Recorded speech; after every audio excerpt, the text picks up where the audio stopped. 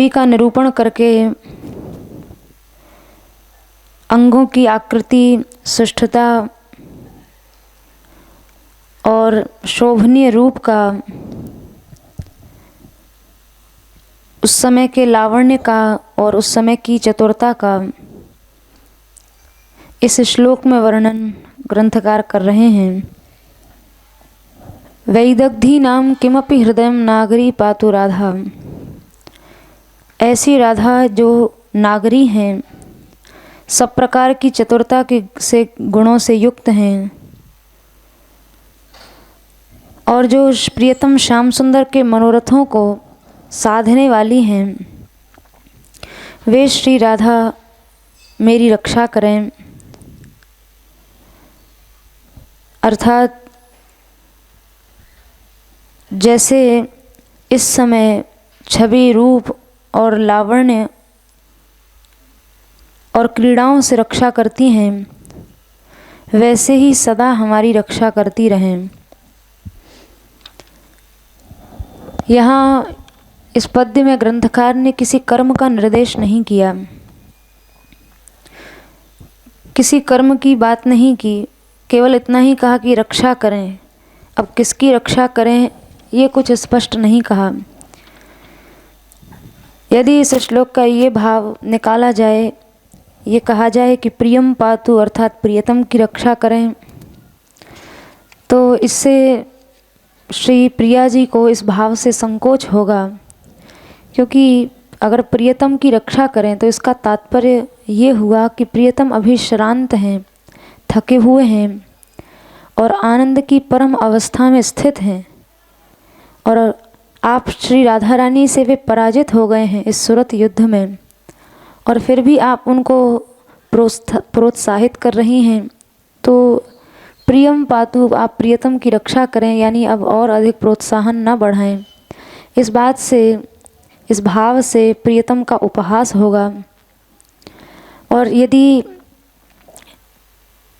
श्री राधा रानी के पक्ष में अर्थ घटित किया जाए तो हे श्री राधे, आप स्वयं भी सुकुमारी होने से श्रांत हैं, थकी हुई हैं और आप भी परम आनंद की अवस्था में स्थित हैं, किंतु साहस के द्वारा अपनी चतुरता को आप प्रकट कर रही हैं साहस पूर्वक। इसीलिए आपको यहाँ इस श्लोक में श्री राधा रानी को नागरी विशेषण दिया है। श्रमित हैं, परम आनंदावस्था में स्थित हैं, किंतु फिर भी अपने साहस के द्वारा अपनी चतुरता को क्रीड़ा में प्रकट कर रही हैं, इसलिए ये नागरी हैं। अतः रक्षा का जो भाव है वो यहाँ सखी ने गुप्त ही रखा है, उसको स्पष्ट नहीं कहा कि किसकी रक्षा करें। वे श्री राधा रानी जिनसे रक्षा की प्रार्थना की जा रही है, अब उनकी सुंदर जो श्री अंग की आकृति है और उस सूरत आवेश में जो स्वरूप श्री राधा रानी का है, उसका वर्णन सखी कर रही है। जिन श्री राधा रानी के हास के समय दंतावली का दर्शन हो रहा है, कैसी दंतावली, मुक्ता पंक्ति प्रथम दर्शना,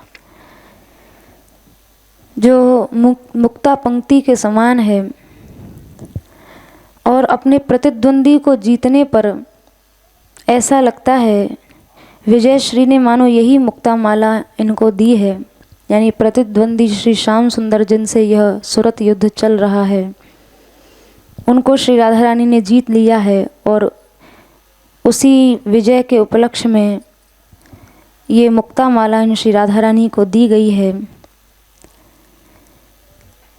इस हास्य से, यानी यहाँ जो श्री राधा रानी की जो हंसी है, इस हास्य से राधा रानी की विजय सूचित हो रही है।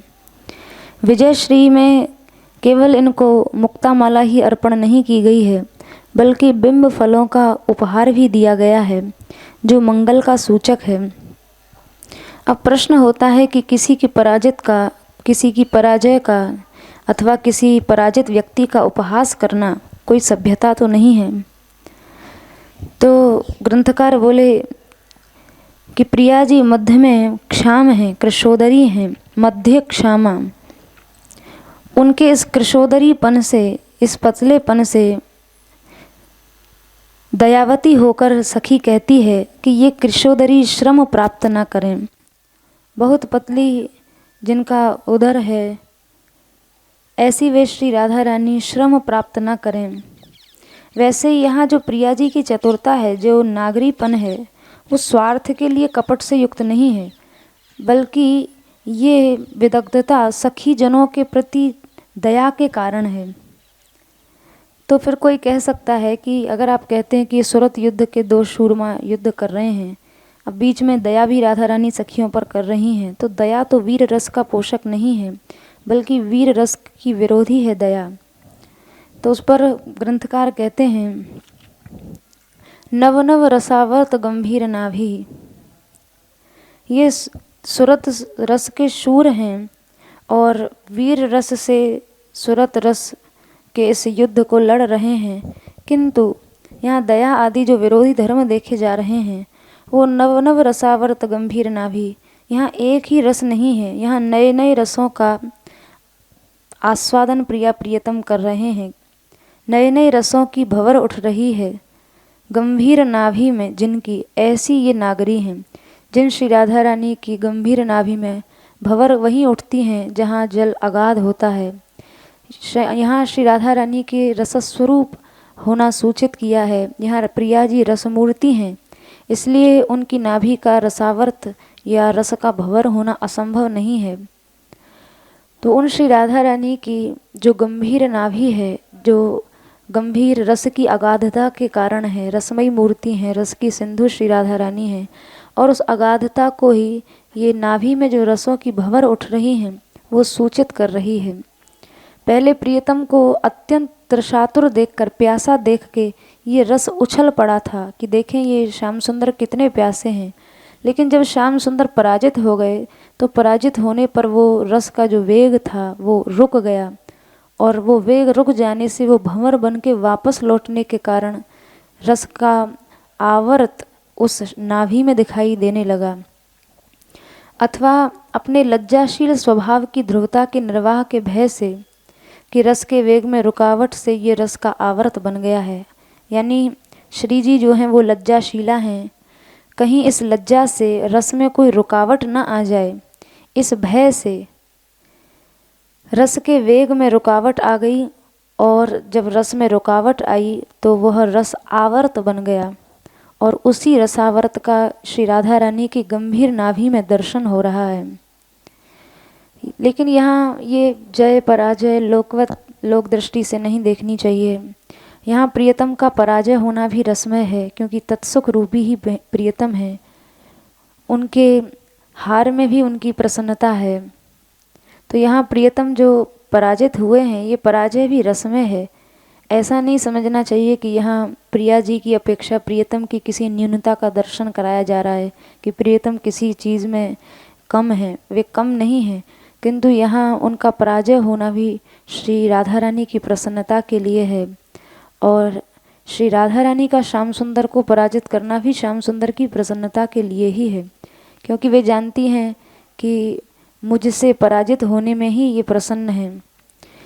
इस सूरत युद्ध में फिर श्री राधा रानी के अन्य श्री अंगों का वर्णन कर रहे हैं। इस सूरत युद्ध में प्रिया जी का जो पार्षणिक ग्राह है, पार्षणिक ग्राह उसे कहते हैं, जैसे दो योद्धाओं में या दो राजाओं में युद्ध हो रहा होता है तो किसी राजा का, उनमें से एक किसी प्रतिद्वंदी का या योद्धा का कोई पीछे से अन्य कोई राजा सहायता पहुंचा दे, तो पीछे से सहायता पहुंचाने वाले मित्र राजा को पार्षणिक ग्राह कहा जाता है। तो यहाँ कह रहे हैं, यहाँ प्रिया जी का इस सूरत युद्ध में जो पार्षणिक ग्राह है, पीछे से सहायता पहुंचाने वाला जो मित्र राजा है, वो भी बड़ा शाली है। ये दिखाने के लिए यहाँ श्री राधा रानी की श्री राधा रानी पीनस श्रोणी हैं, ऐसा कहा गया है। तो यहाँ जो श्री राधा रानी का श्रोणी भाग है वो, उसमें जो पीनता दिखाई पड़ रही है, एक पुष्टता दिखाई पड़ रही है, वो तरुण अवस्था के कारण दिखाई पड़ रही है। तो ऐसी वे श्री राधा रानी जो लावण्य की सिंधु हैं। सिंधु तो खैर पहले से ही थी, पूर्व पद्यों में आ चुका है लावण्य सिंधु। उन श्री राधा रानी को कहीं वात्सल्य सिंधु, लावण्य सिंधु सब कहा है। तो सिंधु तो ये पहले से ही थी, किंतु उस सिंधु में उज्जृंभण तरुण अवस्था में ही हुआ है। इस तरह का जो रस का एक उफान आया है वो इस तरुण अवस्था में ही आया है। इसलिए ये जो सिंधु है इस समय एकदम विलक्षण प्रतीत हो रहा है, और इस सिंधु के सभी अंगों में एक विलक्षण लावण्य दिखाई दे रहा है। तो यहाँ जो प्रिया प्रियतम सुरत युद्ध कर रहे हैं, ये केवल स्थूल क्रीड़ा ही नहीं है, बल्कि संपूर्ण काम कलाओं का कौशल है। और उसी काम कलाओं के कौशल का निर्देश करते हुए ग्रंथकार कहते हैं वैदग्धी नाम किमपि हृदयम, यानी जो श्री राधा रानी चतुरता का निमित्त कारण है। यानी संसार में जहाँ जहाँ भी नायिकाओं में चतुर धर्म दिखाई पड़ता है, उन चतुरताओं का हृदय अर्थात जो सारभूत अधिदैव हैं वो प्रिया जी यानी श्री राधा रानी ही हैं। और उस चतुरता में भी किमपि शब्द का प्रयोग ग्रंथकार ने किया। वैदग्धी नाम किमपि, किमपि से तात्पर्य है कि उसको भी अनिर्वचनीय कहा गया। यानी यहाँ जो श्री राधा रानी की जो चतुराई है ये बड़े बड़े रसशास्त्रकारों के लिए भी दुर्ज्ञेय है, वे भी इसे जान नहीं सकते। जहाँ जिनकी चतुराई के आगे बड़े बड़े कवि भी नतचित्त और नतमस्तक हो जाते हैं। इसलिए किमपि से तात्पर्य वो कोई अनिर्वचनीय चातुर्य है जिसे कोई जान नहीं सकता। तो प्रियतम के द्वारा दशनों से जो दंतावली से दशन किया गया है, क्योंकि दशन करना दशनों का धर्म है, यानी दांत का धर्म है दशन करना। तो उसके शीतकार के आनंद से श्री राधा रानी कुछ वक्रोक्ति कहकर हंसी, और उस हंसने का मन में स्थित उपमान से ग्रंथकार ने यहाँ बड़ा सुंदर वर्णन किया। मुक्ता पंक्ति प्रतिम दशना, कैसी हंसी थी उस समय राधा रानी की, मोतियों की पंक्ति के समान दंतावली है जिनकी। फिर प्रियतम ने अधर पान किया, उससे बिंबफल से भी अधरोष्ट में अधिक सुंदरता प्रतीत हुई। बिंबफल में भी जैसी सुंदरता होती उससे भी कहीं अधिक सौंदर्य श्री राधा रानी के अधरोष्ट में प्रतीत हुआ। अतः उन श्री राधा रानी को चारु बिंबाधरोष्ठी कहा गया।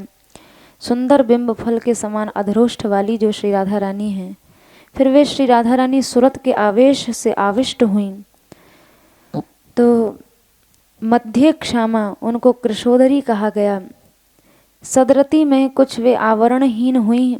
सदरती से तात्पर्य है यहाँ जो ये श्री राधा रानी की रति है ये सदाचार संपन्न रति है। इस रति में लौकिक भाव नहीं करना चाहिए। ये श्री राधा रानी की जो रति है ये सदरति है, सदाचार संपन्न रति है। उस सदरति में कुछ आवरणहीन हुई, यानी जो आंचल था वो आंचल हटा तो श्री राधा रानी की जो रसावर्त गंभीर नाभि थी उसका दर्शन हुआ। इसलिए उनको रस के आवर्त के समान गंभीर नाभि वाली उनको कहा गया। फिर पीनता की प्रतीति होने पर उनको पीनश श्रोणी स्थूल नितंबा कहा गया। और इसके बाद उस सदरति में अनावृत दर्शन होने से श्री राधा रानी एकाएक निस्सह होकर, जैसे लता होती है, लता में कैसे एक लचक होती है, ऐसे निस्सह होकर श्री राधा रानी शैया पर तनु लता की भांति विराजमान हो गईं। और उस समय उनके प्रत्येक अंग के प्रकाश से उन्हें तरुणी मसमुन्मेष लावण्य सिंधु, तरुण अवस्था के कारण जो श्री राधा रानी के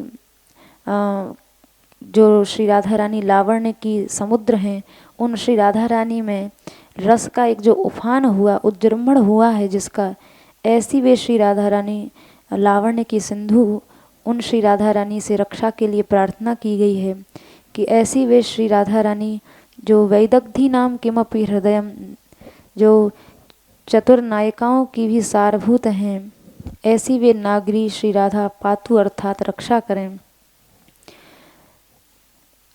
ये इस श्लोक का अर्थ था।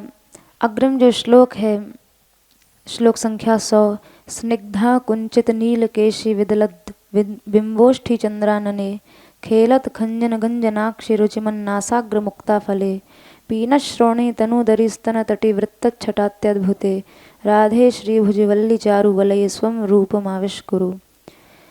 सखी, यानी जो ग्रंथकार हैं वो अपने सिद्ध भाव से, सखी भाव से रूप का विस्तार से वर्णन करते हैं कि श्री राधा रानी निस्सह होकर तनुलता के समान पड़ जाने पर उस समय शैया पर अनावृत रूप में विद्यमान हैं और रति के आवेश से श्री राधा रानी अपने वाम स्वभाव को, प्रतिकूलता की जो प्रकृति है, जो श्री राधा रानी की यहाँ आसज्या जो राधा रानी है, प्रीति का, श्याम सुंदर की प्रीति का विषय जो श्री राधा रानी है और जिनकी सदा प्रियतम के प्रति बाहर से एक प्रतिकूलता दिखाने का जो एक स्वभाव है, जिस प्रतिकूलता से रस की वृद्धि होती है, उस प्रकृति को यहाँ शैया पर विराजमान होकर श्री राधा रानी श्याम सुंदर के साथ जब शैया पर विराजमान हुई तो रति के आवेश में उस प्रतिकूलता की अपनी प्रकृति को वे भूल गईं और उस समय उसका स्मरण एक सखी उन्हें कराती है और उस समय को यानी ग्रंथकार को जो स्वरूप का दर्शन अनुभव हो रहा है उसका वर्णन उन्होंने इस पद्य में किया है। पद्य का भाव है, हे चिकने काले घुंघराले केश वाली, हे पके हुए बिंबाधर अधरोष्ठ वाली, हे चंद्रमुखी चंचल खंजन के मान मर्दन करने वाले नेत्रों वाली, हे नासाग्र भाग में शोभित मुक्ता फल वाली, हे प्रथु नितंब वाली, हे पतली कमर वाली, हे स्तन तटों में अद्भुत वृत्ताकार छटा वाली, हे भुज लताओं में सुंदर कंकण वाली, आप अपने स्वरूप को मुझे प्रत्यक्ष करें, यानी अपना यह विलक्षण स्वरूप मुझे दर्शन कराएं। तो यहाँ ये सखी श्री राधा रानी को शैया पर प्रियतम के साथ विराजमान इसने दर्शन किया है और इस समय जो श्री राधा रानी का स्वरूप है प्रस्तुत रूप में विलास को सूचित किया गया है। ये रूप जो है ये विलास का सूचक है, यह विलास को उद्दीप्त करने वाला है, विलास की इच्छा को जगाने वाला है। कैसी श्री राधा रानी है? हे राधे, जैसा राधा नाम का निर्वचन किया गया है, यानी पूर्व 3-4 पद्यों में जो राधा नाम की महिमा का वर्णन किया, उस महिमा से युक्त आप हैं, यानी वैसी संसिद्धि करा देने वाली आप हैं। तो राधा नाम से तात्पर्य होता है कि आप सब सिद्धियों को पूर्ण करने वाली हैं। इसलिए मेरे भी मनोरथ को पूर्ण करें। आपका रूप जो मेरे द्वारा कहा जा रहा है, यानी मैं जिस रूप का वर्णन कर रही हूँ, मेरी केवल एक ही इच्छा है कि आप अपने इसी स्वरूप को मेरे नेत्रों के सामने प्रकाशित करें, यानी मैं अपनी लोलुप हुई दृष्टि से आपके स्वरूप को अपनी दृष्टि का विषय बना सकूं, ऐसी ग्रंथकार आशा करते हैं और साथ ही ये इच्छा करते हैं कि आपका ये स्वरूप आप सदा ही ऐसा सुख देती रहें, ये तात्पर्य है। अथवा अभी तो कृपा के आवेश की विवशता से आप कृष्ण की भांति आचरण कर रही हो, अर्थात आसक्ता जैसी बनी हुई हो। यहाँ इस पद्य में प्रियतम श्याम सुंदर को प्रीति का विषय और श्री राधा रानी को उस विषय का आश्रय बताया गया है। तो सखी कह रही, इस समय तो आप श्री कृष्ण की भांति आश्रय बनी हुई हैं और आसज्य प्रियतम को बनाया हुआ है, किंतु बाद में जब, क्योंकि इस समय आप आवेश में हैं, किंतु यह जब आवेश उतर जाएगा तो फिर बाद में संकोच पूर्वक आपको क्षोभ पैदा होगा और फिर आप मेरे ऊपर दोष आरोपित करेंगी कि सखी तूने मुझे उस समय विवश अवस्था में सावधान क्यों नहीं किया, मेरे स्वरूप का स्मरण क्यों नहीं कराया। इसलिए हे श्री राधे, मैं आपको स्मरण करा रही हूँ। आप बहुत सुकुमारी हैं, प्राणों के जीवनाधायक प्रियतम को भी आप जीवन देने वाली हैं और उन प्रियतम के भी भावी श्रम का आप स्मरण करिए, यानी इतनी अधिक आप आवेश में न आवें कि उस आवेश से प्रियम भी श्रमित हो जाएं। आप प्रियतम के भावी श्रम का स्मरण करिए और अपनी प्रकृति को धारण करिए, यानी जैसी आपकी प्रतिकूलता की प्रकृति है, आप बहुत आसानी से प्रियतम को रसदान नहीं करती हैं, आप अपनी उसी प्रकृति में स्थित रहिए। अन्यथा इस रसावेश में जो आप रस प्रियतम को प्रदान करेंगी, सुकुमार प्रियतम उस रस से थक जाएंगे, श्रमित हो जाएंगे। प्रियतम भी देखो आपके आवेश से चकित होकर स्थगित खड़े हुए हैं और आपके प्रत्येक अंग की छटा से मोहित होकर वे अपने स्वभाव को भूलते हुए से दिखाई दे रहे हैं। जिन श्री अंगों को देखकर श्याम सुंदर भी अपने स्वभाव को भूलते हुए दिखाई दे रहे हैं, वे श्री अंग कैसे हैं? तो सखी वर्णन कर रही है स्निग्धा कुंचित नील केशी।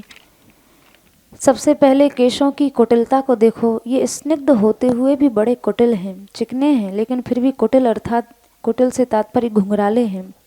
ये कैसे हैं? प्रियतम के मन में विकार उत्पन्न करने वाले हैं, उनका साहस उद्दीप्त करने वाले यानी जगाने वाले हैं। और ये केश काले हैं। इनकी कालिमा भी ये सूचित करती है कि ये दूसरों के मन के अनुकूल ही कार्य करते हैं, अपनों के नहीं। यानी एक कपट दिखाई पड़ रहा है। ये अपने आप से धोखा कर सकते हैं और किसी दूसरे के विश्वास पात्र बन सकते हैं। इनकी कालिमा ये इस बात को सूचित कर रही है कि ये दूसरों के मन के अनुकूल कार्य करेंगे, अर्थात प्रियतम के मनोरथ की सिद्धि करेंगे, अपनों की नहीं। प्रियतम के मन को ये स्नेही बना देते हैं। आकुंचित से तात्पर्य है अर्थात स्वार्थी बना देते हैं, संकुचन पैदा कर देते हैं, काम से कलुषित कर देते हैं।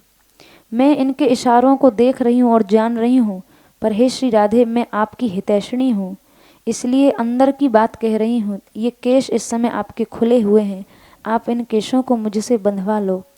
जैसा कि श्री प्रबोधानंद सरस्वती पाद ने भी कहा है, केशान बधनंती भूषाम विदधति वसनम वासयंत्या शयंती वीणाम वश्यादि हस्ते निदधति नट नायादराद वादयन्ते वेशाद्यर्थम च कर्तुम कथमपि नितरामालैः शक्नुवन्ति श्रीराधा कृष्णयोरुन्मद मदन कलोत्कंठयो कुंजवीथ्याम।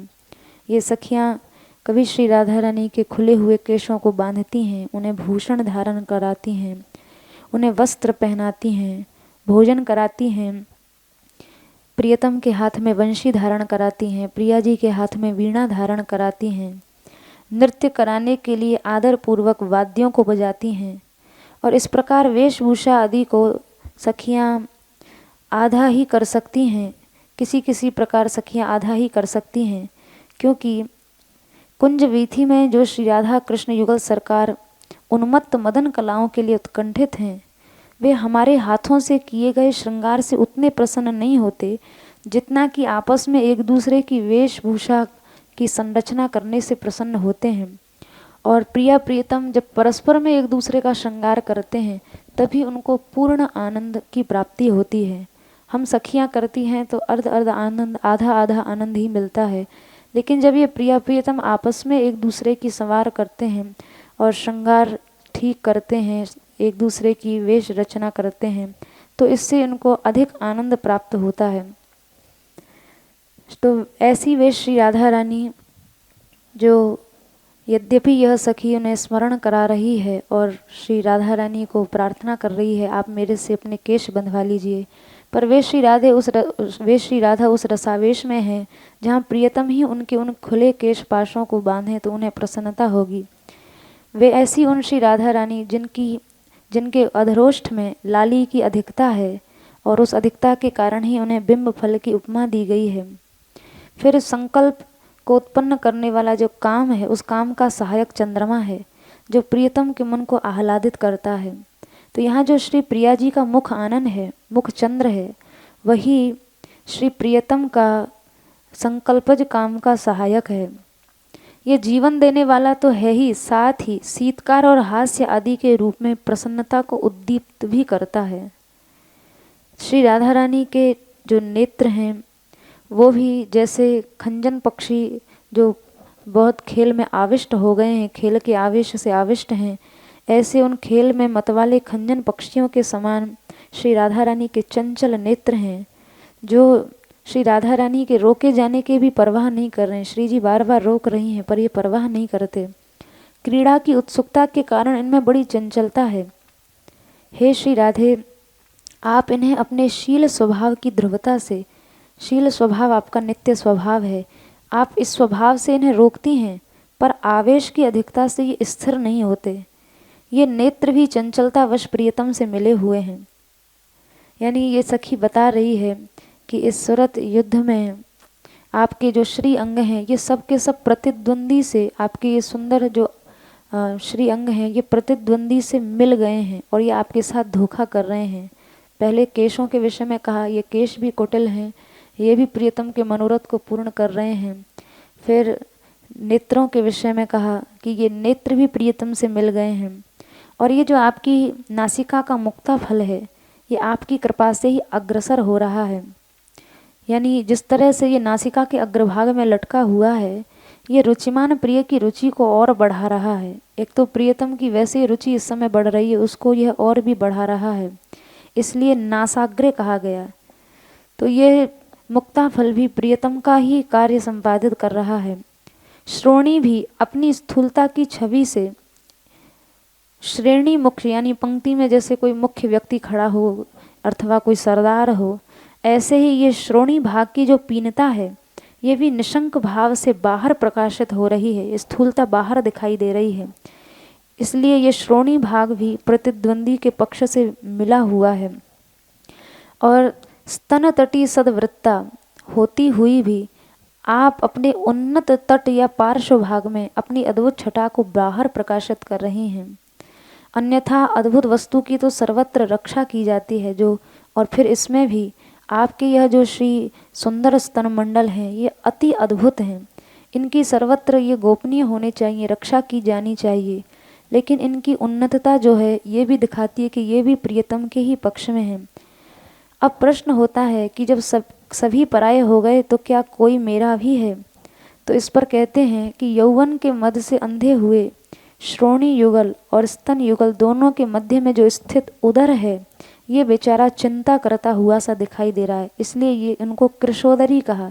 ये चिंता में कृश हो गया, पतला हो गया है कि सब श्री राधा रानी के श्री अंग सबके सब प्रियतम के पक्षधर हो चुके हैं। इस चिंता से ये कृश, ये जो उदर है ये कृश हो गया है, पतला हो गया है। यह उन सबको रोकता है प्रतिद्वंदी से मिलने के लिए, पर इस बेचारे कृशोदर की रोकने की कोई परवाह नहीं करता। फिर अपनी सहायक और सर्वस्व बनी हुई जो भुजाएं हैं यानी श्री राधा रानी की जो भुजाएं हैं, आश्चर्य है कि ये भी अपने प्रतिभट तमाल के वेष्टन या आलिंगन रूप अभीष्ट वस्तु देने के लिए वल्ली रूप में परिणित हो गई हैं। यानी श्याम सुंदर रूपी जो तमाल है उसका आलिंगन करने के लिए ये भुजाएं भी वल्ली बन गई हैं, लताएं बन गई हैं। भुज धातु को यहाँ कौटिल्य अर्थ में स्वीकार किया है, तो कुटिलों के प्यारे भी कुटिल ही होते हैं। इस न्याय से इन भुजाओं में जो आपने चूड़ियाँ पहन रखी हैं जो बड़ी सुंदर हैं, किंतु ये भी भुजाओं के साथ भुजाओं की ही हो गई हैं। भुजाओं ने भी कुटिलता की और भुजाओं के साथ लगता है कि ये चूड़ियाँ भी कुटिलता कर रही हैं, ये भी प्रियतम की ओर बढ़ रही हैं। इसलिए हे श्री राधे, आप अपने आसज्य भाव यानी जो आपका प्रीति विषयता है उस स्वरूप का आप स्मरण करिए, जिससे कम से कम ये जो आपके हाथ में पहने हुए कंकण हैं, वलय चूड़ियाँ हैं, ये तो कम से कम तुम्हारा पक्ष लेने वाली हो जाएं। नासिका के अग्रभाग में मोती और हाथ में वलय चूड़ियों के उपलक्षण से कंठाभरण रूप सौभाग्य का लक्षण भी समझ लेना चाहिए, क्योंकि यहाँ ग्रंथकार ने सीमित अलंकारों का वर्णन इस श्लोक में किया है। क्योंकि उसका कारण है कि प्रेम रस विहार के आवेश में भूषण भी दूषण हो जाते हैं। जैसे कि जयदेव जी ने कहा है, प्रत्युह पुलकांकुरेण निविड़ाश्लेषे निमेषेण च क्रीड़ाकूत विलोकिते धर सुधा पाने कथा नर्मभिः आनंदाभिगमेन मनमथ कला युद्धेपि यस्मिन्न तयोर्बभूव सुरतारंभ प्रियम भावुकः। यानी ये एक ऐसा विलक्षण विहार है जहाँ भूषण भी दूषण बन जाता है, जो जयदेव जी वर्णन कर रहे हैं कि गाढ़ आलिंगन में जो पुलक होता है वो पुलक जैसे अंकुर उत्पन्न होता है ऐसे पुलक भी उत्पन्न होता है, तो वह भी दूषण है।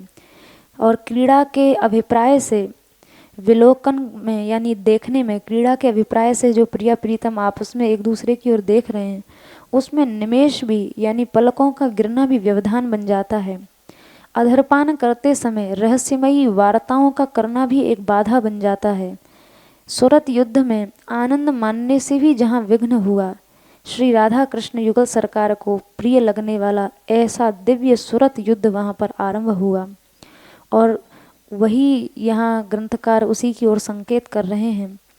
तो ये सब भाव जब सखी ने कहे तो ये सुनकर प्रिया जी, चूँकि वैदग्धी नाम शिरोमणि है, विदग्ध बहुत ही जितनी भी विदग्ध नायिकाएं हैं उनमें भी शिरोमणि हैं, तो शिरोमणि होने के कारण, चतुरों में भी शिरोमणि होने के कारण उस सखी के गूढ़ तात्पर्य को राधा रानी जान गईं और उन्हें अपने आसज्य स्वरूप की याद आ गई।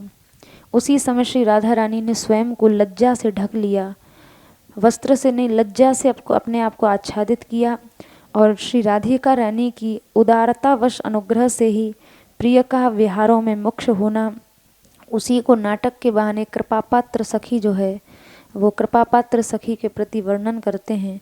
तो वहाँ श्री राधा रानी ने स्वयं को संभाला और श्याम सुंदर जिनको श्री राधा रानी कृपा पूर्वक, अनुग्रह पूर्वक, उदारता पूर्वक रसदान कर रही थी, स्वयं को लज्जा से आच्छादित करते हुए और पुनः श्री राधा रानी अपने आसज्य स्वरूप में विराजमान हो गईं और प्रियतम आश्रय स्वरूप में, जैसा कि वर्णन किया गया कि अभी तक श्री राधा रानी आश्रय बनी हुई थी, श्याम सुंदर आसज्य बने हुए थे, और फिर सखी के द्वारा स्वरूप स्मृति कराने से पुनः स्वस्वरूप में श्री प्रिया जी विराजमान हुई।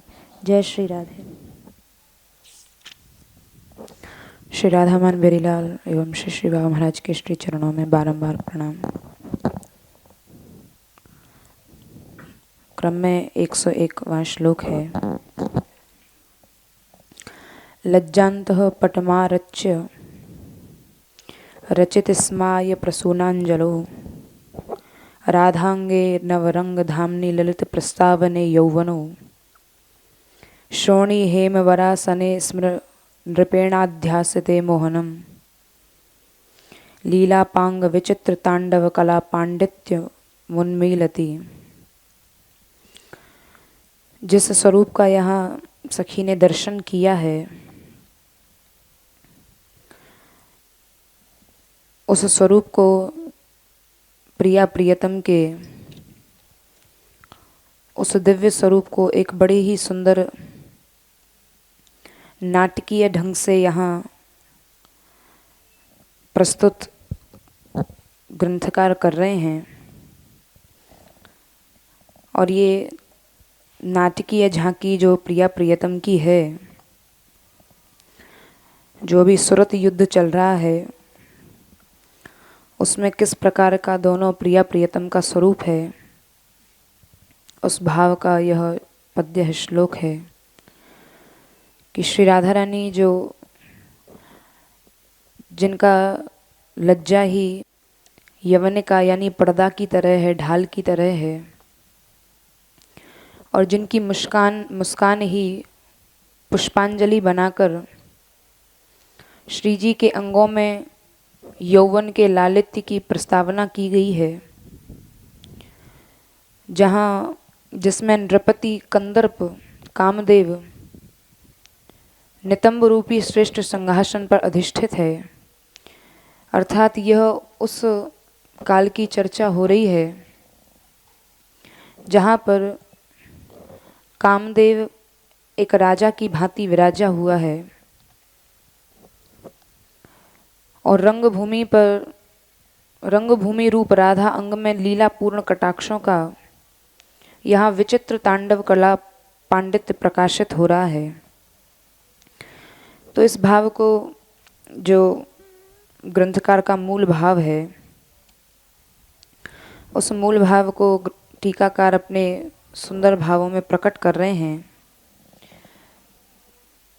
एक बड़े ही सुंदर लीला के क्रम में बांधकर यहाँ जो ग्रंथकार का भाव है उसको टीकाकार बड़े सुंदर ढंग से प्रस्तुत कर रहे हैं। यहाँ पर प्रक्रिया है कि नाटक के लिए, अब यहाँ जो जिस नाटक की चर्चा हो रही है ये कोई साधारण नाटक नहीं है। इस नाटक में कोई साधारण कलाकार नहीं है। यह नाटक जो है इसमें दोनों प्रिया प्रियतम ही नट और नटी की भांति लीला कर रहे हैं।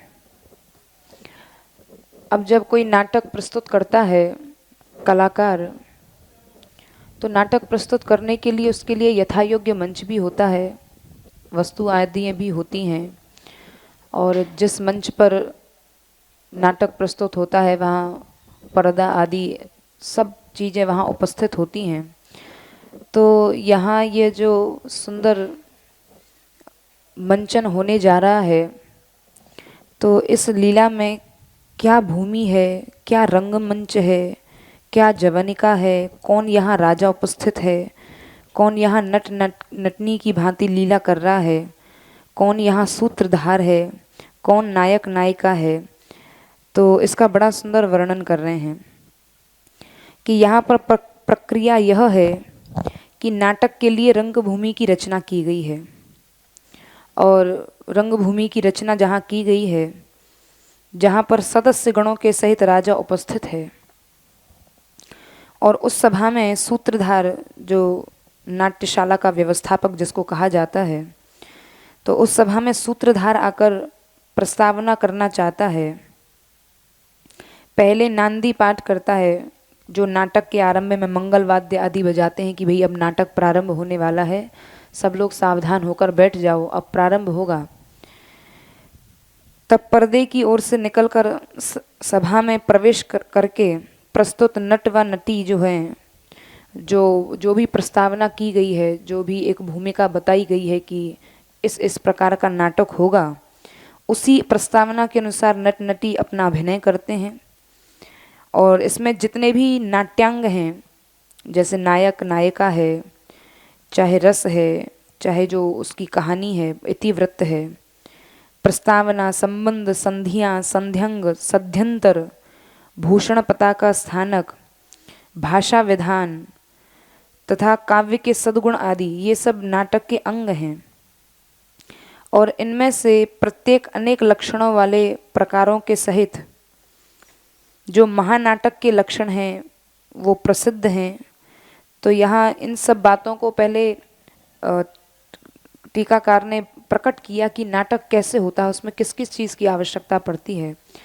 तो उन्हीं नाटक के भावों को यहाँ अब श्री प्रिया प्रियतम की लीला से घटाते हुए आगे श्री राधा रानी के श्री अंगों की भावना, इन भावों से ग्रंथकार के मूल भाव को लेकर टीकाकार कर रहे हैं कि देखो यहाँ पर जो नाटक के लिए रंगभूमि की रचना की गई है वो क्या है, वो कुछ साधारण नहीं है। यहाँ पर श्री राधा रानी के श्री अंग ही नवरंग धाम या नवरंग भूमि है, उनके श्री अंग ही वह भूमि है। ऐसा लग रहा है उस रंगभूमि से जो भी भाव प्रकट हो रहे हैं, ऐसा लग रहा है जैसे कोई साक्षात नट नटनी क्रीड़ा कर रहे हैं। और सबसे पहले नाटक के प्रारंभ में सूत्रधार की आवश्यकता पड़ती है। सूत्रधार का कार्य क्या है? तो यहाँ श्री राधा रानी का यौवन ही यहाँ सूत्रधार है, वही यहाँ सूचित करता है कि श्री जी कौन सी लीला संपन्न करने वाली हैं। और श्री जी की ललितता ही प्रस्तावना है, यहीं से प्रारंभ होती है लीला। श्री राधा रानी का जो लज्जा है, जिसका पूर्व पद्य में आखिरी में हम लोगों ने भी अभी सुना कि श्री राधा रानी लज्जा यानी घूंघट नहीं करती हैं, उनकी लज्जा ही उनका पर्दा है। तो यहाँ लज्जा अंतःपट या पर्दा है। श्री राधा रानी की जो स्मित एकदम दबी हुई सी मधुर सी जो मुस्कान है, वही यहाँ पुष्पांजलि की भांति है। क्योंकि जब कोई कार्य शुरू किया जाता है तो सबसे पहले पुष्पांजलि आदि ये सब की जाती हैं। तो श्री राधा रानी की जो मुस्कान है वही पुष्पांजलि है, अर्थात वही एक लीला प्रारंभ की स्वीकृति है कि हाँ लीला अब प्रारंभ हो सकती है। तो श्री जी की स्मित मुस्कान ही पुष्पांजलि है। श्रोणी या नितंब भाग, श्री जी का जो नितंब भाग है वही यहाँ राज सिंहासन है। और लीला नटी है, और अपांग श्री जी के जो नेत्र हैं वही नट की भांति तरह तरह की लीलाएं दिखा रहे हैं। और कटाक्ष, उन नेत्रों में जो कटाक्ष है, जो टेढ़ी करके भौं से देखना है, वही कटाक्ष ही यहाँ तांडव की विचित्रता है। ऐसा लग रहा है श्री जी के नेत्र तांडव कर रहे हैं। और श्री जी की कला ही पांडित्य है, ऐसा लगता है न जाने कितने कितने पंडितों की पंडिताई आज प्रकट हो रही है, वैदुष्य प्रकट हो रहा है, उनकी कला ही पांडित्य है। नाटक के अंग प्रत्यंग के प्रकारों के भेद का ही उद्दीपन है। यहाँ पर नाटक के अनेक प्रकार के अंग प्रत्यंग प्रकट हो रहे हैं, यही भेद, ये कई प्रकार के भेद ही यहाँ उद्दीपन है, यानी कई प्रकार के भाव प्रकट हो रहे हैं। क्योंकि जैसे जैसे सूत्रधार प्रस्तुत करता है, सूत्रधार जैसा जैसा बताता है वैसा वैसा ही जो नाट्य मंच पर कलाकार हैं वो वैसा ही प्रस्तुत करते हैं, वैसे ही लीला कौशल प्रकट करते हैं। तो ऐसे ही यहाँ पर सूत्रधार जब प्रस्तुत किया है सूत्रधार ने, तो सूत्रधार जो यौवन है श्री राधा रानी का यौवन, तो वैसे वैसे ही अपना कौशल मन के अनुसार लीला और अपांग ही प्रकट कर रहे हैं। श्री राधा रानी के जो नेत्र हैं वो नेत्र ही वह प्रकट कर रहे हैं, क्योंकि श्री राधा रानी का यौवन सूत्रधार की भांति उसको प्रस्तुत कर रहा है और उस प्रस्तुत को लीला में परिवर्तित करके प्रकट करके वो नेत्र दिखा रहे हैं। और यहाँ पर विदूषक या हास्य प्रस्तुत करने वाला कोई विशेष प्रकार का आकूत या इंगित है। अब यहाँ पर श्री राधा रानी कोई ना कोई ऐसी लीला करती हैं कि वही हंसी बन जाती है सखियों के लिए, कि कोई ऐसा इशारा करेंगी, कोई ऐसी लीला करेंगी जिसको श्याम सुंदर समझ नहीं पाते हैं। तो ऐसी कुछ लीला करती हैं कि वही विदूषक के रूप में हास्य प्रस्तुत करने वाला हो जाता है। और ऐसा कोई परिहास के वचन बोलकर निकल जाता है, तब अपांगों या नेत्र प्रांतों में स्मित होता है। जो नायिका होती है, जो चतुर कलाकार होता है ना, वो अपने भावों से ही सब भावों को प्रकट कर देता है। वो सब कुछ कह भी देता है और कुछ कहता भी नहीं है। जो चतुर लोग होते हैं, चतुरों की भाषा चतुर ही समझता है। जैसे एक कोई चोर है तो चोर की भाषा चोर ही समझ सकता है, उसको और कोई नहीं जान सकता। तो ऐसे ही श्री राधा रानी सब कुछ कहते हुए भी नहीं कहती हैं। तो उनकी सखियां जो हैं, श्री राधा रानी के अपांग जो नेत्रों से वह गुप्त भाषा निकल रही है, जो लीला प्रकट करना चाहती हैं, वह निकल भी जाती है, वह प्रस्तुत भी कर देती हैं और श्याम सुंदर नहीं भी समझ पाते हैं। तो इस प्रकार अपांगों या नेत्र प्रांतों में स्मित होता है। और उससे अन्य सामाजिक जो नेत्र प्रांत में जब एक विलक्षण सी मुस्कान आई है, तो उनके जो अन्य समान नेत्रों के पास ही कपोल भी हैं, तो कपोल मुख आदियों में भी वह स्मितता आ जाती है, यानी कपोल भी हंसने लगते हैं। श्री राधा रानी के नेत्रों से वह मुस्कान निकलते हुए श्री राधा रानी के मुख तक आ जाती है, जिससे अन्य सामाजिक कपोल मुख आदियों में भी वह स्मित हो जाना, यह भाव प्रकट होता है। और यहाँ श्रृंगार रस की प्रस्तावना में, यहाँ वैसे तो निकुंज रस में सभी रस हैं, लेकिन यहाँ श्रृंगार रस जो है वही राजा के रूप में यहाँ विराजित है। श्रृंगार रस की प्रस्तावना में लीला रूपी नटी ही प्रधान रूप से प्रयोजिका है,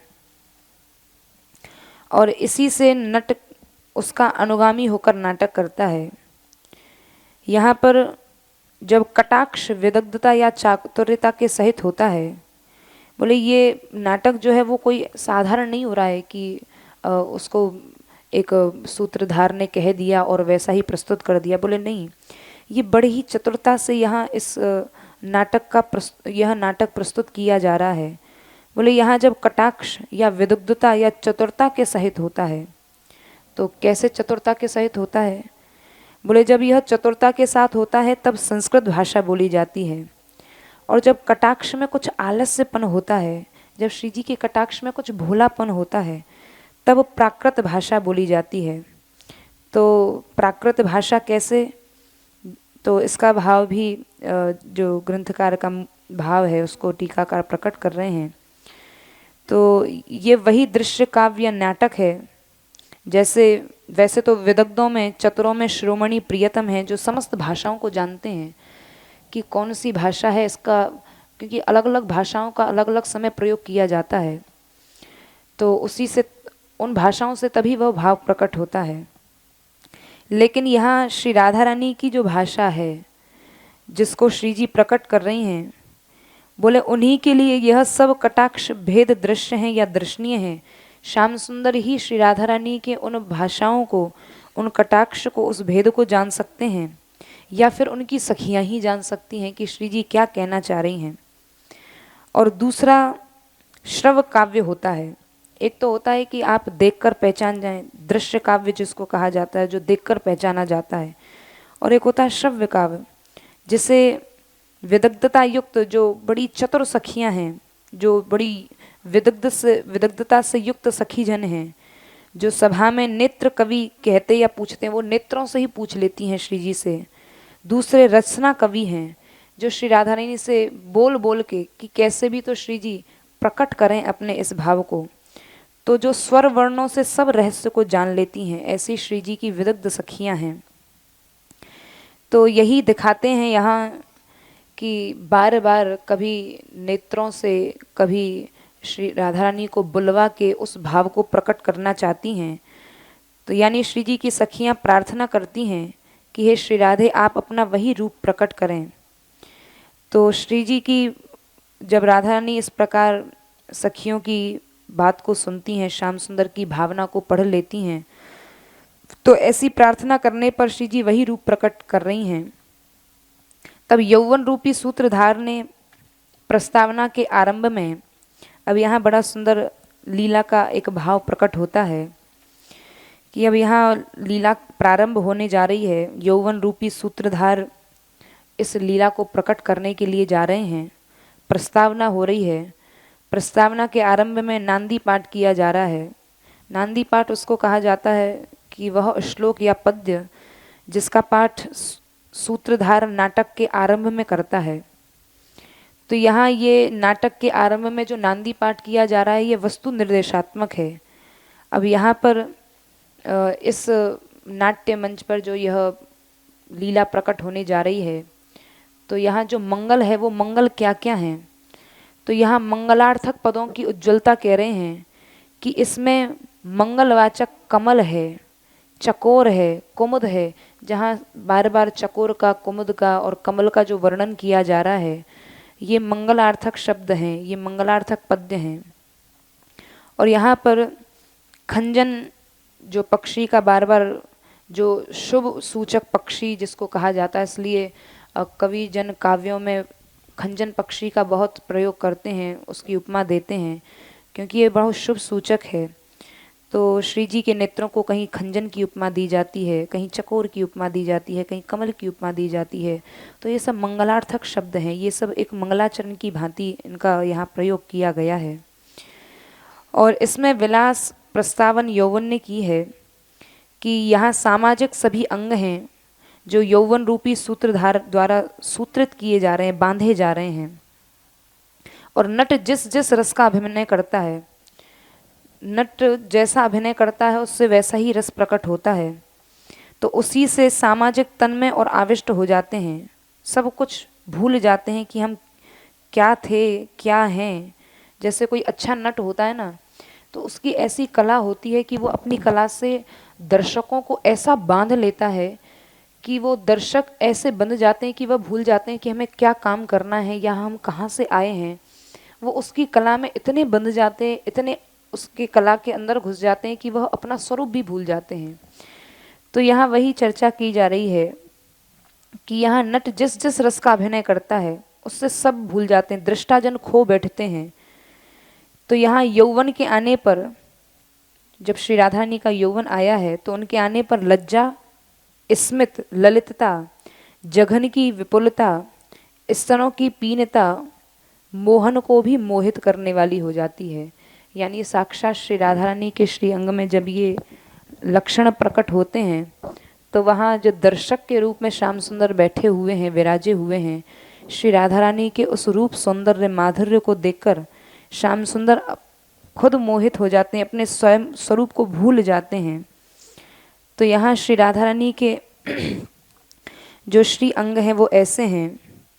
तो यहाँ पर राधा रानी के श्री अंग, जहाँ पर कंदर्प का आविर्भाव हो गया है, जहाँ साक्षात कंदर्प कामदेव प्रकट हो गया है, और यहाँ पर कंदर्प जब प्रकट हुआ है, तो लज्जा के आविर्भाव से, जो श्री राधा रानी का लज्जा है, लज्जा के आविर्भाव से मन में कामी पने का उद्दीपन होने से यहाँ काम नामक राजा यहाँ आसीन हुआ है। क्योंकि अब नट नटनी जो है वो जब अपना खेल दिखाते हैं तो कोई ना कोई तो सामने बैठा ही है। तो यहाँ राजा के रूप में वह काम विराजा हुआ है, और वह इस नृत्य को, इस क्रिया को देख रहा है। और काम नामक राजा के द्वारा अध्यासित या अनासीन न होना सहृदयों के हृदय द्वारा जानने योग्य है।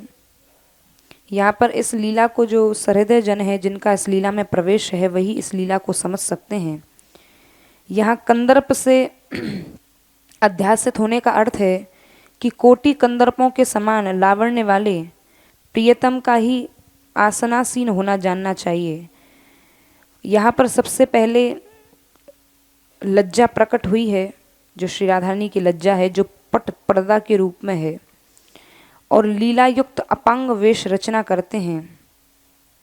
और यहाँ पर इसके द्वारा सर्वांगीण लज्जा का आविर्भाव हुआ है।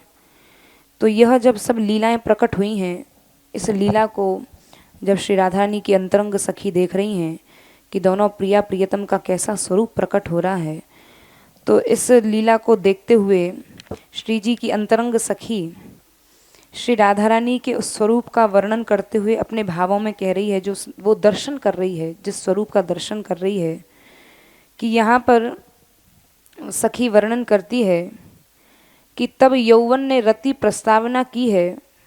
जब यौवन अपनी चरम सीमा पर आया है, तो यौवन के आने से बलात् नेत्र बंद हो गए श्री जी के एकदम। जैसे जब यौवन आता है तो लज्जा आदि गुण जो है वो यौवन के साथ साथ अपने आप ही आ जाते हैं।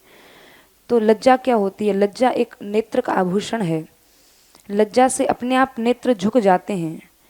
तो यहाँ वही लज्जा ही जवनिका या पर्दे की समान है। और यहाँ पर लज्जा के कारण नेत्र एक जगह ठहरते नहीं हैं। कभी श्री जी नीचे देखने लगती हैं, कभी कटाक्ष भरी दृष्टि से देखने लगती हैं। तो यहाँ एक जगह नहीं देखती हैं, ठहर के नहीं देखती हैं। क्यों? क्योंकि अभी अभी श्री जी का जो नव कौशल है, नव शिक्षा है, उस कौशल को दिखाने के लिए भी तो श्री जी को कोई लीला करनी है।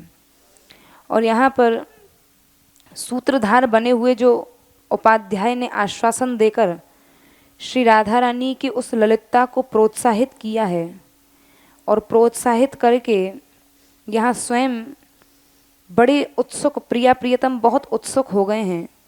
और इतने उत्सुक हो गए हैं कि जहाँ सभा है, जहाँ यह लीला होने वाली है, अभी अभी तो ये जवनिका के पीछे यह लीला हो रही थी, तो दोनों प्रिया प्रियतम इतने उत्सुक हुए हैं कि इस लीला को दिखाने के लिए सभा में शीघ्र आ गए हैं। जहाँ सब सखियाँ विराजी हुई हैं वहाँ शीघ्र ही आ गए हैं। और स्मित रूपी यानी मंद मुस्कान से, मंद मुस्कान रूपी पुष्पांजलि एक दूसरे को अर्पण करते हैं। यानी इधर श्री जी भी मुस्कुरा रही हैं, उधर से श्याम सुंदर भी मुस्कुरा रहे हैं। तो पूर्ववत क्षोभ नहीं प्रकट होता है। यहाँ पर केवल एक दूसरे की तरफ मुस्कुराकर यानी स्वीकृति देते हैं। स्वीकृति का अर्थात अब जो लीला प्रारंभ होने वाली है उसकी स्वीकृति मिल चुकी है। मुस्कुराने का मतलब ही स्वीकृति है। जैसा कि उज्ज्वल नीलमणि ग्रंथ में कहा है, विन्यास भंगी रंगानाम भ्रू विलास मनोहरा सुकुमारा वेद्यत्र ललितम तदुरेतुतम, कि भ्रकुटी के विलास से जो मनोहर ऐसे अंगों की विलास भंगी जहाँ मन सुकुमार रूप में प्रस्तुत की गई है। बोले ये मनोहर भ्रूभंगी जो है ये साधारण नहीं है, ये बड़ी सुकुमार है। ये ऐसी भ्रूभंगी है, ये कटाक्ष वाली नहीं है, किसी को आहत करने वाली नहीं है, ये बड़ी सुकुमार है। सुकुमार कहकर इसको प्रस्तुत किया गया है, सुकुमार रूप में प्रस्तुत की गई है। जो सुकुमार होता है वही ललित होता है। तो यहाँ पर जैसा कि श्री राधा रानी के नेत्रों के विषय में कहा है श्रीमद् चतुरासी जी में कि खंजन मीन मृगज मद मेटत कहा कहो इन नैनन की बातें। श्री राधा रानी के नेत्र खंजन की भांति हैं, मीन की भांति हैं, मृग की भांति हैं। मेटत कहा कहो इन नैनन की बातें, इन नैनों की बात कही क्या जाए। और जैसा कि स्वामी श्री हरिदास जी महाराज ने भी कहा है, प्यारी तेरी पुतरी काजर हूते कारी। जो आपके नेत्र हैं ये काजल से भी कहीं अधिक कजरारे हैं। मानो द्वय भरभर उड़ी बार बार, ये नेत्र ऐसे लग रहे हैं जैसे, बोले जो इस पद्य में कहा है, जो टीकाकार ने ग्रंथकार के मूल भाव को प्रकट करते हुए कहा है कि ये नेत्र एक जगह नहीं टिक रहे हैं। मानो द्वय भंवर उड़े बार बार, ऐसा लग रहा है दो भंवर कभी इधर उड़ते हैं कभी उधर उड़ते हैं, ठहर ही नहीं रहे हैं एक जगह। काले भंवर हैं। चंपे की डार बैठे कुंद अली लागी है, कभी चंपक की डाल पर बैठते हैं, कभी कहीं बैठते हैं, कभी कहीं बैठते हैं। अति चंचल नेत्र हैं। चंपे की डार बैठे कुंद अली लागी हैं, जेव अरा अरी, जब आनी घेरत कट काम को तब जिया होत डरा डरी। श्री हरिदास स्वामी श्यामा कुंज बिहारी दो मिली लरत झरा झरी। ऐसा लग रहा है कि वो दोनों आपस में श्याम, उधर से श्याम सुंदर के नेत्र, इधर से श्री राधानी के नेत्र आपस में झरा झरी, मिलत लरत झरा झरी, मिल भी रहे हैं लड़ भी रहे हैं। इस प्रकार का वह दोनों सुंदर नेत्रों का स्वामी श्री हरिदास जी महाराज ने अपने भाव में वर्णन किया है। तो ऐसे वह नेत्र हैं। तो अब यहाँ जब नटी और नट प्रवेश करते हैं रंगमंच पर, तो लीला तो पहले ही शुरू हो चुकी है, जिस लीला में मुग्धता है, अत्यंत भोलापन है, श्री जी अत्यंत भोली हैं। लेकिन अब जो लीला प्रारंभ होने जा रही है, अब जो मंच पर प्रारंभ होने जा रही है, जो नट नटनी की लीला, अब यह लीला काम से अनुगत ही है। ऐसे ही नट भी काम से अनुगत है।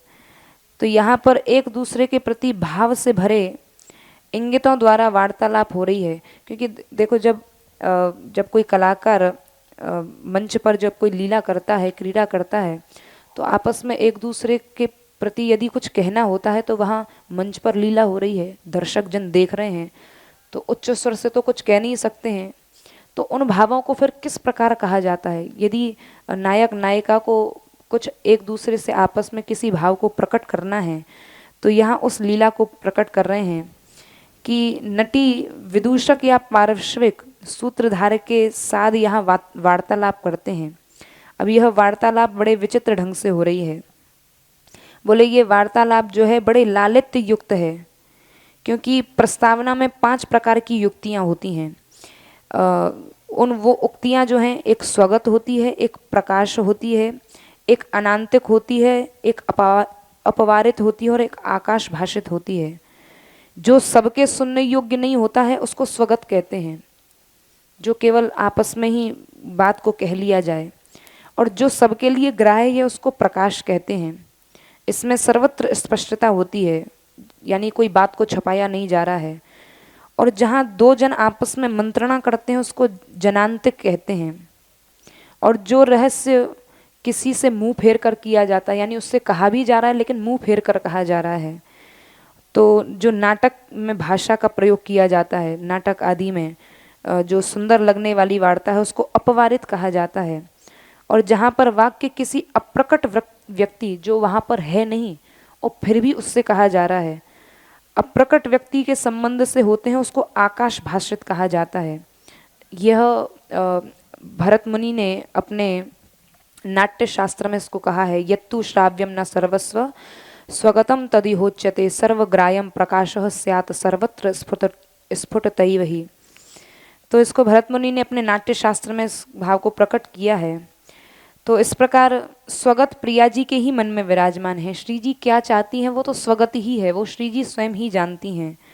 जैसे कि परा, पश्यंती, मध्यमा और वैखरी, ये 4 प्रकार की वाणियाँ होती हैं। तो मध्यमा वाणी केवल वक्ता के मन से ही जानी जा सकती है। वो क्या कहना चाहता है ये वक्ता को ही पता है, कहने वाले को ही पता है। तो यहाँ जब कटाक्षों में बाहर के इशारे का प्रकाश है तो उसको प्रकाश कहा जाएगा। तो जैसे कि 4 वाणियाँ हैं, परा, पश्यंती, मध्यमा और वैखरी, तो यहाँ कटाक्षों में ही एक दूसरे को आमंत्रण दे दिया जाता है। यानी श्री राधा रानी कटाक्ष से ही बता देती हैं, श्याम सुंदर को आमंत्रित कर देती हैं, और उधर श्याम सुंदर भी अपने कटाक्ष से ही श्री जी को आमंत्रित कर देते हैं। क्या लीला करना चाह रहे हैं या किस वन प्रांत में, किस निकुंज में श्री जी को आमंत्रित कर रहे हैं, क्योंकि श्री जी की अंतरंग सखियाँ वहाँ बैठी हुई हैं, विराजी हुई हैं, श्री जी की सेवा में संलग्न हैं।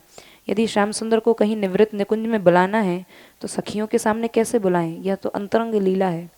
तो श्याम सुंदर अपने कटाक्षों से ही श्री जी को बता देते हैं कि आज हम वहाँ उस निकुंज में आपके लिए प्रतीक्षित हैं।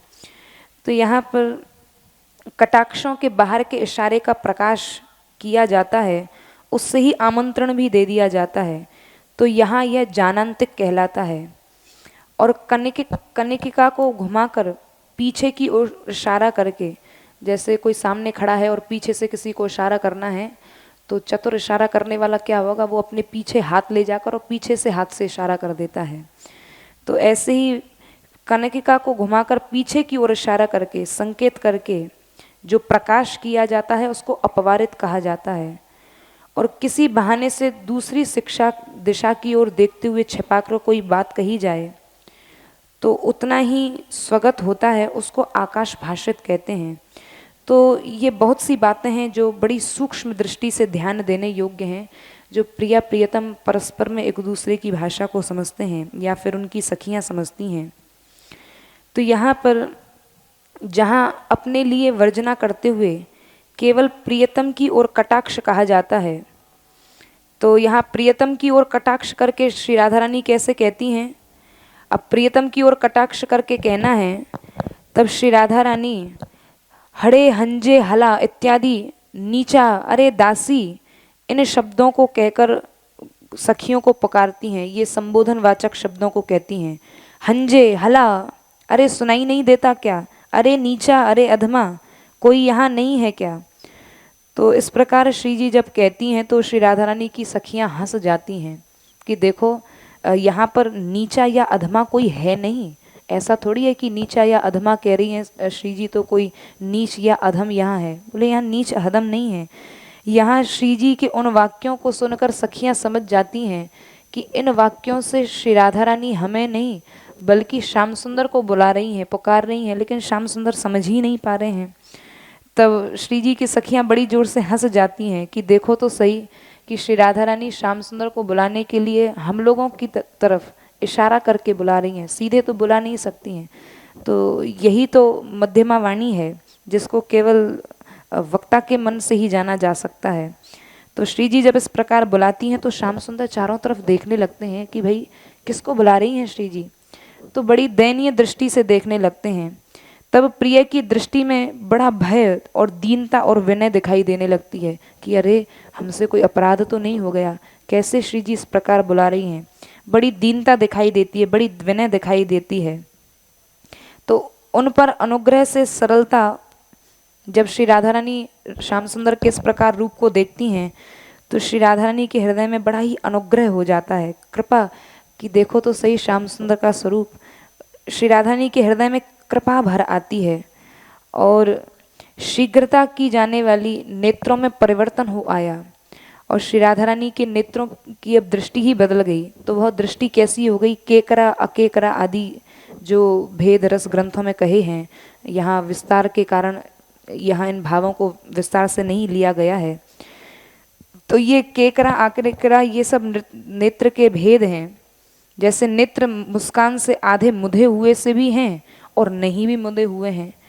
नेत्रों के प्रांतों में अपांगों में भ्रमपूर्वक बांकापन भी है और नेत्र ऐसे खींच लिए हैं श्री जी ने, उनके कटाक्ष ऐसे हो रहे हैं जिसको सच्चीक्षा कहा जाता है, जो बड़ी टेढ़ी दृष्टि से श्री जी देख रही हैं। तो इस प्रकार प्रेक्षा कटाक्ष आदि नेत्रों के अनेक प्रकार के यहाँ व्यापार श्री जी करती हैं। और इस प्रकार नवीन रंगभूमि में श्री जी के श्री अंग हैं और श्रोणी भाग स्वर्ण सिंहासन पर यहाँ काम नामक राजा ही अधिष्ठित होकर ललित प्रस्तावना वाले यौवन में यहाँ श्री जी की जो मुस्कान है वही पुष्पांजलि है। तो इस प्रकार यहाँ पर राजकीय नाटकों में अधिकृत यहाँ स्वयं ही पांडित्य प्रकट हो जाता है। जो श्री राधा रानी के जितनी भी कलाएं हैं वो कला ही प्रकट नहीं होती, ऐसा लगता है कोई कलाओं का पंडित प्रकट हो गया है। क्यों? क्योंकि जैसे राजा के पीछे सेवक जन स्वयं चलते हैं, राजा कहीं जाए उसको कहने की आवश्यकता नहीं है, जहाँ जहाँ राजा जाएगा वहाँ वहाँ उसके पंडित, वहाँ वहाँ उसके मंत्री आदि सेवक आदि पीछे पीछे चलते हैं। तो ऐसी जहाँ श्री जी हैं वहाँ श्री जी के जो अंगों की लालिमा है, जहाँ उनकी जो कुशलता है वह स्वयं ही प्रकट हो जाती है। ऐसा लगता है कि अनेकानेक कलाओं के पंडित प्रकट हो गए हैं। और वो कलाओं के पंडित क्या हैं?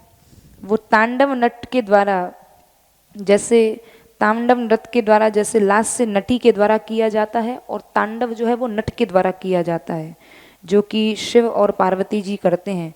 तांडव भगवान शंकर करते हैं और लास्य वो पार्वती जी करती हैं। तो इसीलिए यहाँ पर जो तांडव होता है वो बड़ी जोर से बड़ी तीव्र गति से किया जाता है, कभी यहाँ उठ के बैठे कभी वहाँ उठ के बैठे। और लेकिन जो लास्ट होता है वो बड़ा धैर्य पूर्वक होता है, धैर्य के साथ उसमें कुछ शीघ्रता भी होती है। तो जब लास्ट से जब नटी करती है तो नट के अंदर स्वयं ही लोभ सा उत्पन्न हो जाता है।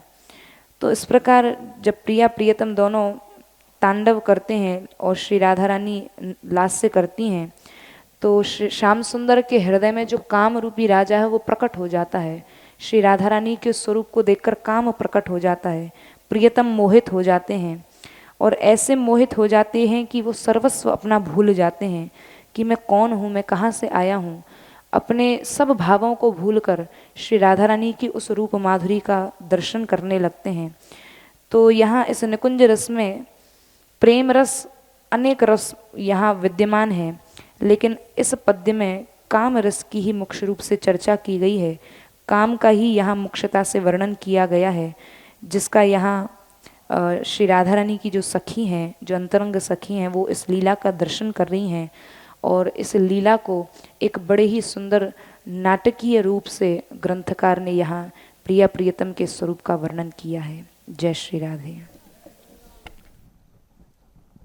जय श्री राधे। सारा संसार यद्यप काम का एक मंच है, चाहे मनुष्य है किसी देश का,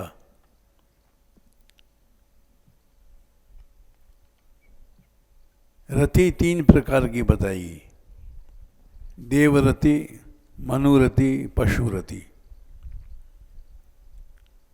देवरति तो केवल दिव्य पुरुषों में होती है, मनुरति मनुष्य में होती है और पशुरति सारे संसार में है। देवरति का वर्णन नाट्य शास्त्र भरत मुनि ने किया है, उसका ज्ञान संसार को नहीं है। भोग कई प्रकार होता है, देवरति का भोग अलग होता है, मनुरति का अलग होता है और पशुरति का अलग होता है। सारा संसार पशुरति लग रहा है। यहाँ तक कि मनुष्यों में भी पशुरति चल रही है। देवरति तो केवल दिव्य पुरुषों में, देवताओं में होती है और उसका भरत मुनि ने, जो ऋषि थे, वर्णन किया है नाट्य शास्त्र, उसको कहते हैं। वो केवल भारतवर्ष में है, विदेशों में नहीं है। विदेशों में तो पशुरति है, सारे संसार में पशुरति है। देवरति का वर्णन केवल भारत में हुआ है और उसका भरत मुनि ने नाट्य शास्त्र में वर्णन किया है। उन सबको पढ़ने के बाद ये राधा माधव की दिव्य लीला मनुष्य समझ सकता है, मनुष्य नहीं समझता। देवरति का जो ज्ञाता है, जिस पर कृपा है श्री जी की, वो समझ सकता है। जैसे यहाँ श्रोणी हेमवर आसन, उस पर स्मरण का बैठना, वो श्रोणी हेमवर आसन है। उसको कैसे कोई कहेगा, क्या समझेगा। स्मर नृप बैठता है और पांडित्य, तांडव गति, लास्य गति, ये भरत मुनि ने लिखा है। शंकर जी में तांडव होता है, पार्वती में लास्य होता है। ये सब देवरति में वर्णन किए गए हैं। उस देवरति का वर्णन यहाँ किया गया है, जिसमें लज्जा अंतःपट है, स्माय ही स्वीकृति है, प्रसून अंजलि है। रति की स्वीकृति ही प्रसून अंजलि है और नायिका के अंग ही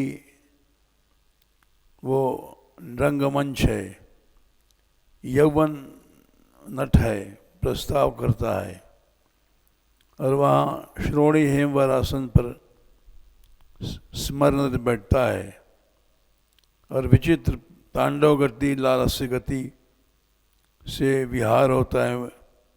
ये सब समझा नहीं जा सकता।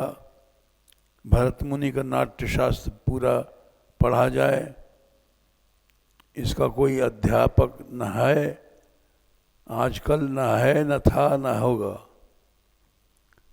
ये थे जैसे गीत गोविंद कोई समझ नहीं सकता।